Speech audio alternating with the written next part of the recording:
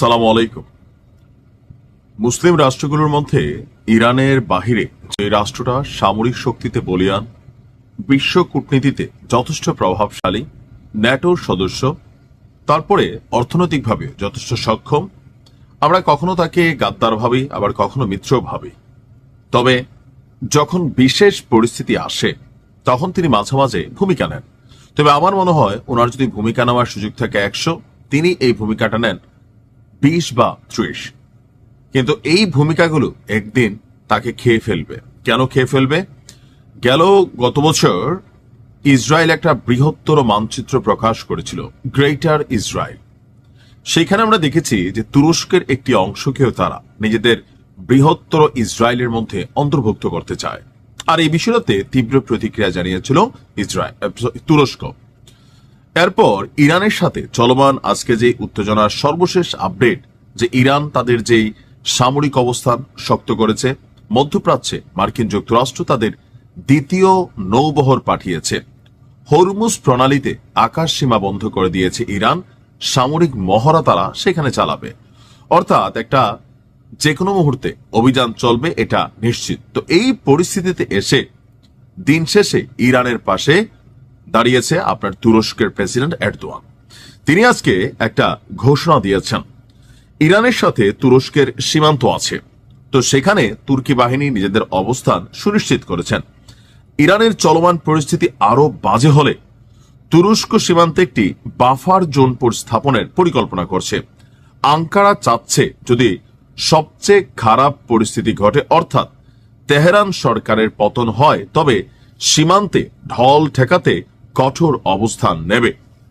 এখন আমরা এই যে অবস্থান নেবে কিসের বিরুদ্ধে দেখেন, তুর্কি পররাষ্ট্র মন্ত্রণালয়ের শীর্ষ কর্মকর্তারা পার্লামেন্টে রুদ্ধতার একটা বৈঠক করেছেন। সেখানে আইন প্রণেতাদের জানানো হয় আঙ্কারা কয়েকটি সম্ভাব্য পরিস্থিতি মোকাবেলার প্রস্তুতি নিচ্ছে।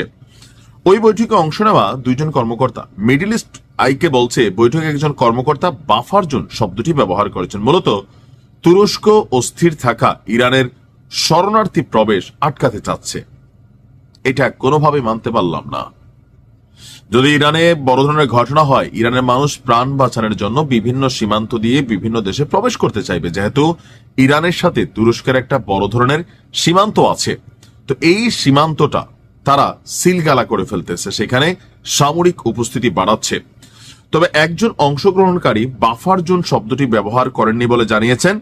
বলা হচ্ছে সীমান্তের বাইরে অতিরিক্ত ব্যবস্থা নেওয়ার ইচ্ছা প্রকাশ করা হয়েছে। তুর্কি প্রতিরক্ষা মন্ত্রণালয় বলছে 560 কিলোমিটার দীর্ঘ ইরান সীমান্তে নিরাপত্তা ব্যবস্থা শক্তিশালী করা হয়েছে। এর মধ্যে 203টি ইলেকট্রো অপটিক টাওয়ার, 43টি লিফট টাওয়ার, 380 কিলোমিটার দৈর্ঘ্যের মডিউলার কংক্রিট প্রাচীর, 553 কিলোমিটার প্রতিরক্ষা খাল এবং সীমান্ত এলাকা 24 ঘন্টা নজরদারি করা হচ্ছে ড্রোন দিয়ে। ইরানে সরকার বিরোধী বিক্ষোভ থেকে এখন যে পরিস্থিতি তৈরি হয়েছে, তো তুর্কি পররাষ্ট্রমন্ত্রী তিনি বলছেন তুরস্ক ইরানে কোনো বিদেশি হস্তক্ষেপের বিরোধী এবং মার্কিন সরকারকে কূটনীতির মাধ্যমে সমস্যা সমাধানের আপনার আহ্বান জানিয়েছে। তবে তুর্কি সরকার বুঝতে পারছে সরকার পরিবর্তন বা যুদ্ধের ফলাফল কতটা অস্থিরতা তৈরি করতে পারে। 2003 সালে ইরাক আক্রমণের অভিজ্ঞতা এবং 2011-14তে সিরিয়ার গৃহযুদ্ধের অভিজ্ঞতা থেকে তারা এই মুহূর্তে আগাম সতর্কতা নিচ্ছে। এই পরিস্থিতিতে তুরস্ক শুধুমাত্র জরুরি প্রয়োজনে থাকা শরণার্থীদের গ্রহণ করতে পারে বলে বিশ্লেষকদের মতামত। আর তুরস্ক প্রতিবেশী দেশের শরণার্থীদের জন্য অর্থাৎ ইরানের জন্য ওপেন ডোর নীতি আর প্রয়োগ করবে না। বর্তমানে ইরানিরা তুরস্কে ভিসা ছাড়া প্রবেশ করতে পারে, তবে ইরানের অবস্থা অবনতি হলে তুরস্ক উল্টা সিদ্ধান্ত নেবে। দিন শেষে তুরস্কের এই ভূমিকা, যে বললাম না যে 20 থেকে 30% পজিটিভ ভূমিকা। আর তুরস্ক মনে করছে ন্যাটোর সদস্য হওয়ার কারণে তারা হয়তো অনেক দিকে ছাড় পাবে, কিন্তু আসলে কোন এক সময় এই তুরস্ক বৃহত্তর ইসরায়েলের অংশ হয়ে যাবে। ওই দিন আমরা ইসরায়েলকে সাপোর্ট করব, বলবো ইসরায়েল জিন্দাবাদ। কারণ ইরানের পিছনে যেই ঘটনা ঘটাচ্ছে, তুরস্ক চাইলে অনেক কিছু করতে পারে, ডিপ্লোম্যাটিক ভূমিকা নিতে পারে, মেশিনারি সহযোগিতা দিতে পারে, কিন্তু আমেরিকার বিরুদ্ধে না আসলে কেউ লড়াইয়ে মাঠে নামবে না। ইরানকে আল্লাহ হেফাজত করুক।